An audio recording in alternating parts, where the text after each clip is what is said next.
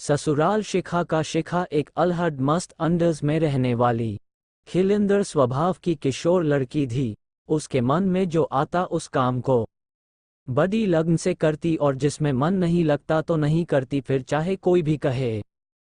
एक कान से सुनकर दूसरे कान से निकाल देती। उसका यही मस्त मोला अंदाज विमला जी की चिंता कारण बना हुआ था। जब वे अपनी चिंता शिखा के भविष्य को लेकर अपने पति से बात करती तो वे इसे बड़े हल्के अंदाज में ले टाल देते। बच्ची है अभी, समय आने पर सब समझ जाएगी, तुम तो फालतू में ही चिंता करती हो। समय के साथ स्कूलिंग पूरी कर शिखा कॉलेज में आ गई, किंतु उसके मस्त अंदाज का उम्र से कोई संबंध न था। वो उसी तरह अपनी मस्ती में रहती। अब वो द्वितीय वर्ष में आ गई थी। बिमला जी जब तब उसे जिंदगी की ऊंच नीच, परिवार की जिम्मेदारी समझाने की कोशिश करती, कहती अब तुम बड़ी हो गई हो, अपने व्यवहार को संयत करो, नहीं तो शादी के बाद तुम ससुराल में कैसे निभाओगी। वो हंसते हुए विमला जी के गले में बाहें डाल कहती, यदि शादी में ऐसे बंधना पड़ेगा तो मुझे नहीं करनी। मैं तो यहीं अपने मम्मी पापा के साथ ऐसे ही रहूंगी। उसे सुबह देर से उठने की आदत थी, फिर हड़बड़ाहट कर जल्दी मचाती तो विमला जी कहती अब थोड़ा जल्दी उठने की आदत डाल, यह तो ठीक है, किंतु ससुराल में ये सब नहीं चलेगा। सबसे पहले उठकर सबके चाय नाश्ते का प्रबंध करना पड़ेगा। शिखा अपने काम में लगी रहती। मम्मी की बात का उस पर कोई असर नहीं होता। देखते देखते ही उसकी कॉलेज की पढ़ाई पूरी हो गई। अब उसके लिए घर वर ढूंढने का काम जोरों पर था। रिश्ते तो बहुत मिल रहे थे, किंतु अधिकांश परिवार अभी भी वही दकियानुसी सोच के थे। विमला जी जानती थी कि शिखा ऐसे परिवारों में खुद को स्थापित नहीं कर पाएगी, इसलिए वे ऐसे परिवार की खोज में थे जो थोड़ा आधुनिक एवं उदारवादी सोच का हो, बहू पर ज्यादा कड़ा अनुशासन पसंद न करता हो। अब सिया को भी कभी कभी ससुराल की चिंता सताने लगी थी कि कैसे वहां रहेगी।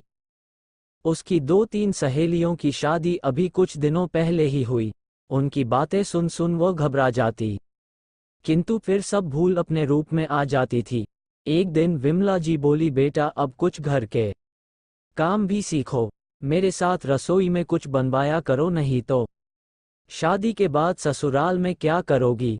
बेटा तुम्हें काम नहीं आएगा तो वे लोग तुम्हें पसंद नहीं करेंगे, फिर पता नहीं वे तुम्हारे साथ कैसा व्यवहार करें।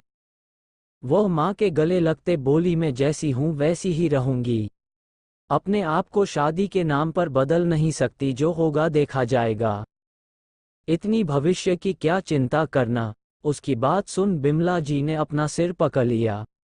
वे सोच नहीं पा रही थी कि इस लड़की को कैसे समझाएं।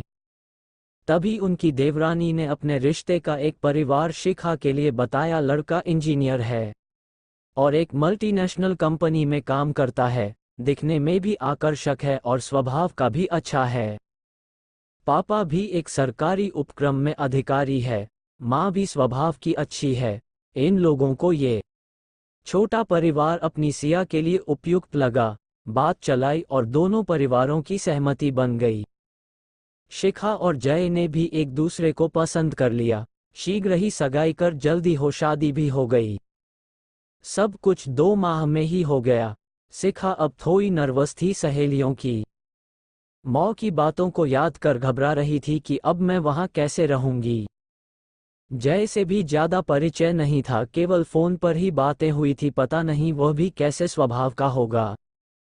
आखिर विदाई का समय आ गया और मन में घबराहट ढेरों आशंकाओं से घिरी वह कार में बैठ गई। ससुराल के लिए घबराहट के मारे पूरे रास्ते वह सहज नहीं हो पा रही थी।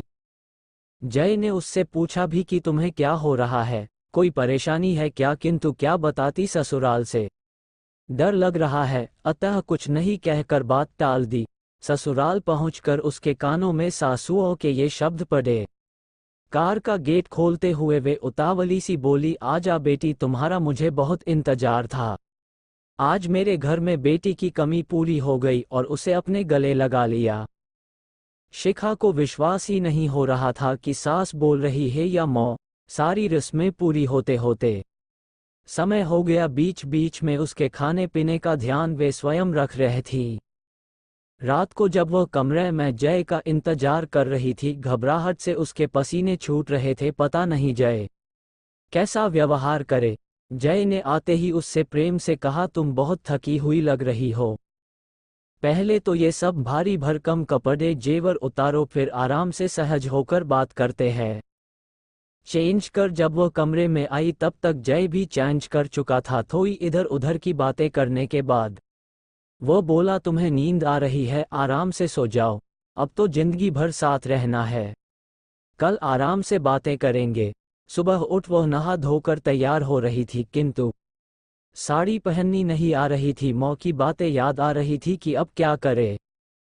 उसे आने में देर देख सासू माँ खुद उसके कमरे में गई और प्यार से साड़ी पहनाई और अपने साथ ले आई।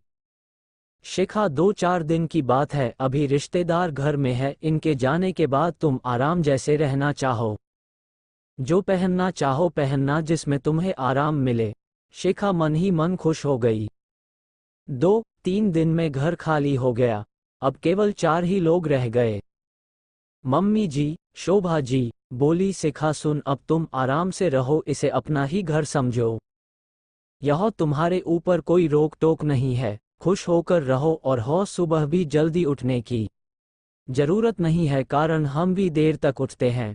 चाय नाश्ता टिफिन की कोई चिंता मत करना, मेड बना देगी। सिया सोच रही थी कि ये सब सच है या सपना। चौथे दिन उनके यहाँ किटी पार्टी थी। शोभाजी ने मोतियों का एक सुंदर सा सेट देते हुए कहा, पिंक वाली साड़ी के साथ पहन लेना, सुंदर लगोगी, सबके सामने मेरी बेटी लाखों में एक लगनी चाहिए। स्वयं उसे तैयार किया। आने वाली सहेलियों की आंखें शिखा को देख फटी की फटी रह गई। वाह शोभा, क्या चुनकर बहू लाई हो। शिखा काम की सोच उठने लगी तो वे बोली, कहाँ जा रही हो।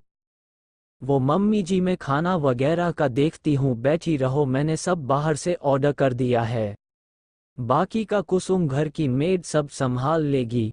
पापा बेटे के काम पर जाने के बाद दोनों सास बहू मॉल जाती, खूब शॉपिंग करती, थोड़ा बहुत कुछ खाती पीती और घूम घाम कर आ जाती। शोभा जी को गाड़ी चलाते देख शिखा उत्सुक निगाहों से देखती। एक दिन शोभा जी बोली, चिंता मत कर बेटी, तुझे भी जल्दी कार चलाना सिखा दूंगी। मम्मी जी, मेरे पास तो स्कूटी थी, वही चलानी आती है। इतना अच्छा ससुराल पाकर शिखा फूली नहीं समा रही थी। माँ की चिंता उसे बेकार लग रही थी। जब वह जय के साथ अपने घर मिलने गई, मम्मी पापा उसके खिले हुए चेहरे को देखकर सब समझ गए। कुछ कहने सुनने की जरूरत ही नहीं पड़ी। उनकी बेटी को खुशहाल ससुराल जो मिल गया था।